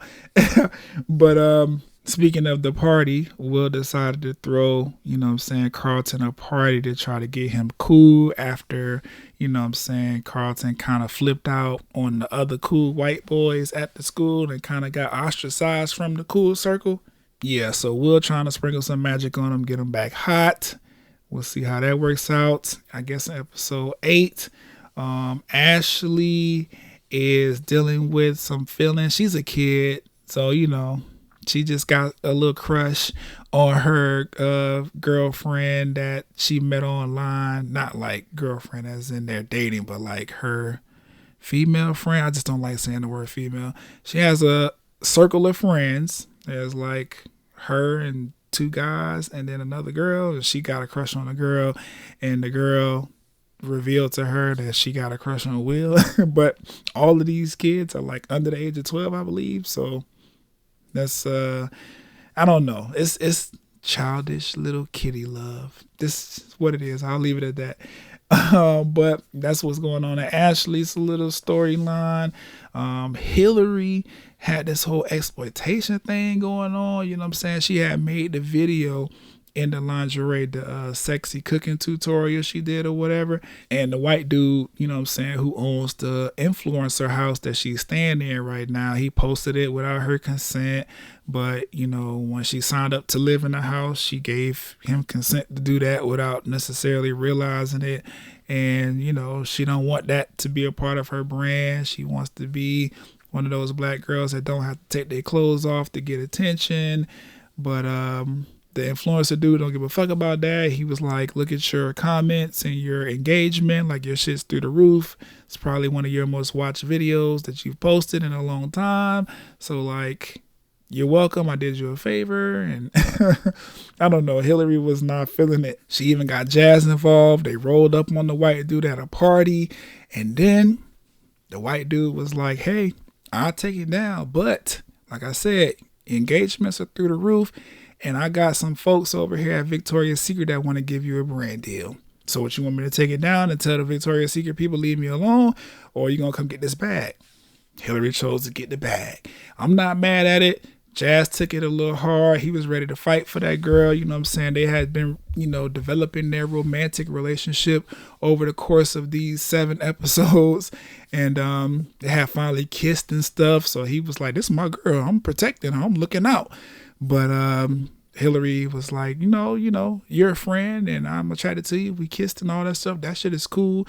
And you had my back coming up here trying to get this nigga to take my video down. But he got me some money on the table, so I'm finna take that. And I know how to rock from here. I get that. The term sellout was kind of loosely thrown around from Jazz's point of the conversation. I can understand that too. But like Hillary said, it's a different day in the social media era. I do feel like she kind of, compromising a little bit. But if it was me, if I'm in this situation where something that goes on the internet that I don't want to be on the internet, but I can stand if it's on the internet, especially if it's shining some kind of light or making, giving me some kind of exposure, then I guess. And then on top of that, it translated to a brand deal. All she got to do is wear the free lingerie they're going to send her when she decides to make another one of those videos, or just in a video she makes or whatever. It don't necessarily have to be another sexy video like that, and just promote the promo code and she's good. She don't really have to, make another one of those lingerie videos. But I don't know. I get why Jazz was tight about it. And I get why Hillary was like, I do the brand deal with Victoria's Secret. They're going to give me free draws. All I got to do is, show a little piece of it here and there in a video. Make sure I plug my promo code so that when people go over there, they get their little discount and the company kick me some money. It is what it is. I ain't necessarily mad at that because I get it. From Hillary's standpoint, she made a point earlier in the episode about, saying black women are already being over like hypersexualized in the entertainment industry and social media, and she didn't want to play into that narrative. But I mean, it seemed like she got a kind of smart way to deal with it, so we'll see what happens. That's what I'm saying. That's why I'm excited to watch episode 8, because I really want to see how her story continues, and I also want to see how Carlton, Will, and Lisa's story continues now that Carlton knows that Will and Lisa have smashed because he saw them coming out of Will's room down the stairs as the cops were trying to shut down the party, and Lisa had to get her chief of police father on the line to tell those racist ass cops to just fall the fuck back. Because they was definitely about to try Carlton black ass walking out talking about, I own the house, this is my house, what's going on? Like, nigga, you are in high school and the darkest motherfucker in here. They don't believe shit you saying about this is your house. I don't give a damn if it's on your ID or not. They was about to try Carlton until Lisa got dad on the phone and chief of police told the motherfuckers, get out, let them go. That's my daughter at this party you about to try to fuck up. Don't do it. Shout out to Lisa and her police chief daddy, even though he fucked up for trying to run for the same seat that Uncle Phil is trying to run for. And that's what's going on in Uncle Phil's storyline. His campaign has had a shock to it because he's lost the support of the police chief, who is also Lisa's father, and that same police chief, who is also Lisa's father, has turned around and decided he's going to run for the same position that Uncle Phil is running for, and that's fucked up. It's causing Uncle Phil to make some decisions that he shouldn't normally be making, some decisions that did not include Aunt Viv, even though it includes the finances and the account that they share. So I don't know, man, like, things are starting to get a little shaky between Uncle Phil and Aunt Viv, which is fine. That normally happens in the Fresh Prince of Bel-Air. Like, they have their moments where you get to see they're in a marriage and it's not smooth all the time, but they never break up. So I ain't even worried about that. Aunt Viv, on the other hand, is also in her own situation, pushed back into the art world unexpectedly by Michael E. Lee and whatever the fuck his character's name is. He came in swooning over goddamn everything that Aunt Viv has ever put a paintbrush to and convinced her that it's time for her to go back into the art world.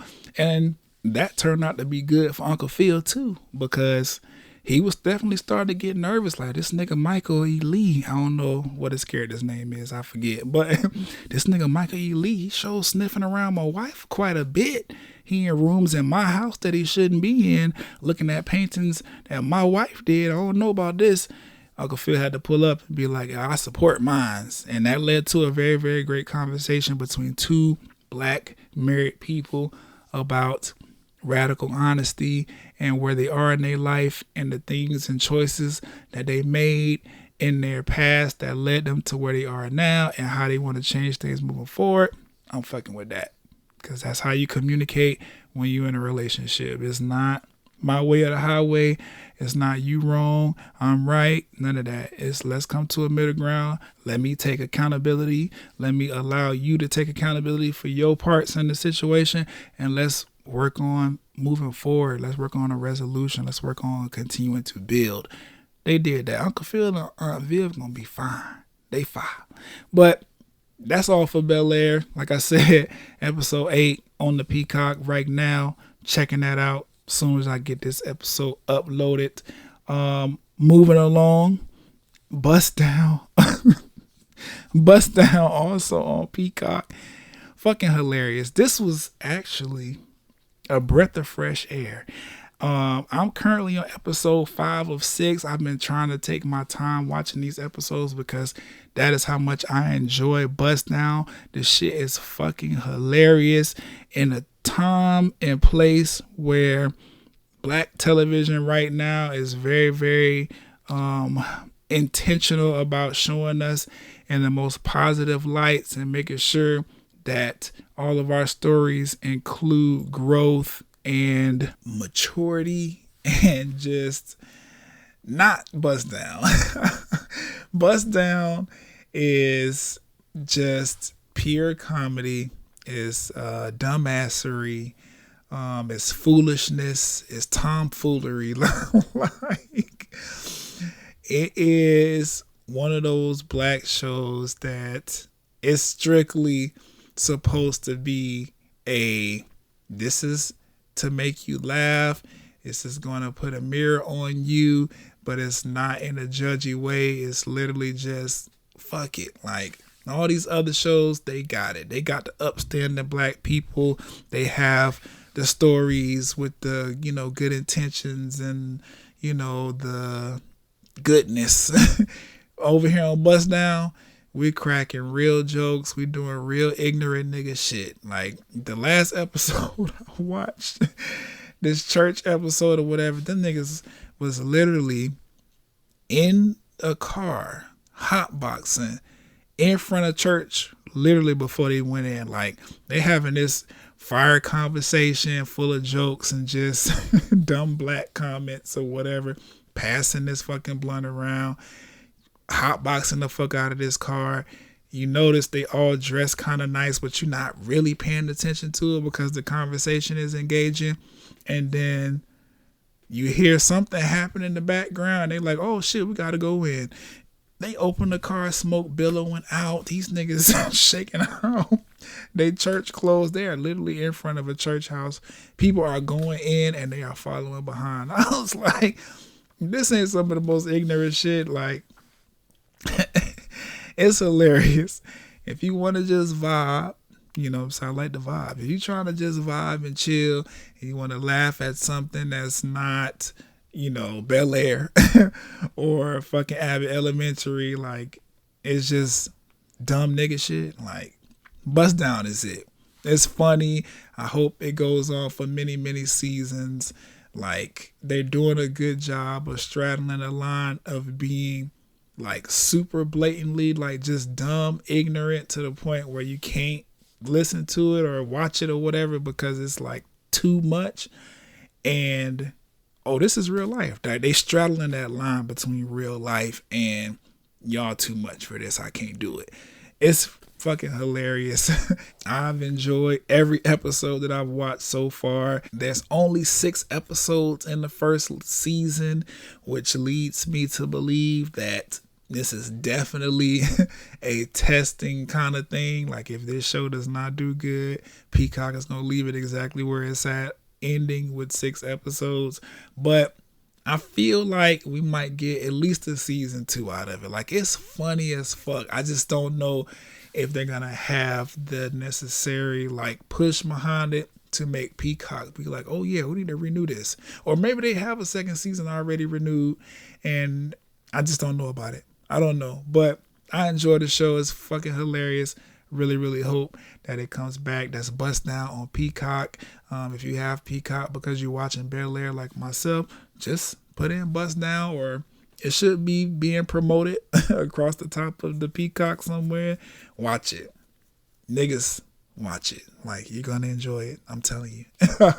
And when I say niggas, I don't just mean straight black men. I mean all niggas. Like, they got a character in there for everybody. Like, and this, well, no, they don't. But still, like, every black person that enjoys being black is gonna enjoy this show. There you go. It's for us, guys. I don't know. I've never seen these actors and actresses before. Langston Carmen, Sam J, and Jack Knight. I know who Chris Redd is. I've seen Chris do comedies kind of like this before, so he was instantly a face that I recognized and was like, oh, okay, I know that nigga. He kind of funny. I'm gonna tune in. But the rest of this cast, I'm not really familiar with them. Either way, that don't matter. Like, they do a good job at making me laugh. That's what it's supposed to be doing as a comedy, so I'm cool with it. Shout out to Bust Down on Peacock, because That shit is funny. Last but not least, look at the time. God damn. Last but not least, continue watching. If you made it this far, send me a DM at BrianSapph on Instagram or Twitter. Just send Brian Saff a DM and let me know I made it to the end of the episode because I just want to see something.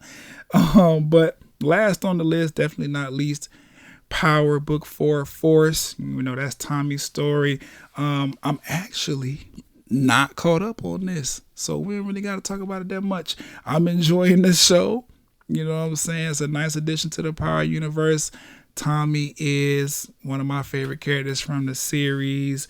Last I remember from the last episode I watched, he pulled some slick shit, got some money, gave it to his black brother that he just found out he had. Said, fuck going out to Cali. He gonna stay in Chicago and get in good with the Irish mob, build his own thing. He had sex with the black lady from the bar. He beat up the Irish dude. And the other Irish dude, who is the ex of the black girl or whatever, he hating, but Tommy probably gonna fuck him up if he already hasn't. I don't think he has, but he will. And yeah, he trying to, you know what I'm saying, build a relationship with his new brother that he just found out he has. And on top of that, the other black dude that just got out of prison, you know, his past starting to catch up with him, you know, the barber or whatever. So, yeah, I'm into the story. It's just, I've been watching a whole lot of other shit. So it is what it is, but I'm definitely going to catch up. And like I said, I'm enjoying the show. That concludes the motherfucking continue watching. Last segment. No, it's too long. This is a long ass episode. What the fuck you talking about? It's short. This the last segment. Next on my list, Peacemaker. We already talked about that. Still haven't started it yet. Still on my list. Moon Knight, which comes out May 30th. We'll be hearing more about that on the Talk and Play Blurred cast. The next watch list, I'm definitely going to be talking about it. And The Batman, starring Robert Pattinson and Zoe Kravitz. I've been hearing nothing but great things about it. Not necessarily like gung-ho and excited to go see another Batman movie. I've seen so many in my lifetime. But they say it's one of the best ones yet. They said that about The Dark Knight, now that I think about it. And it was. So I'm going to believe the people. And I'm going to see this at some point. I know it'll end up on HBO Max soon. I might jump out into the theaters and just go see it just because I'm really, really interested to see what the hype is about. I really like Zoe Kravitz as an actor. Robert Pattinson is not bad either. So I don't know. They say it's really good. I might check it out. If not, it's up next. It'll be on HBO Max in another, few weeks. And then I'll definitely be on the Talk and Play Blurred cast giving you a review. So that's it. Now we are done. Coming soon. Halo series. That's going to be fire. Can't wait to watch that. And Miss Marvel, which we talked about in the previews. So we done. Thank you for tuning in to another episode of the Talk and Play Blurred cast. I understand that this episode is long as fuck. If you did not make it this far, I don't fault you. Catch me on the next watch list when I do this again in about, another 3 or 4 weeks. And that one should be a lot shorter. I just had a lot of reviews because I've been really sunk into all of these streaming services that I pay for. So, I've been finding some great content. It is what it is. I'm going to continue to bring great content to the podcast if I find it. Outside of that, though, you know what I'm saying? Social media at BrianSapph. That is Brian Saff. I'm on Twitter, Instagram, and also here on the Talk and Play Blurredcast, and also on YouTube over at Nerds Rule the World with my guy Webster Style, where we co-host the NRW Checkpoint. Check us out if you want to know anything about the new releases in the gaming world for the week. It's a weekly show. Every week, new games come out. We talk about it. That's it. Thank you for sticking it out with me. If you made it this far, like I said, DM me. I'll catch y'all on the next one. Peace.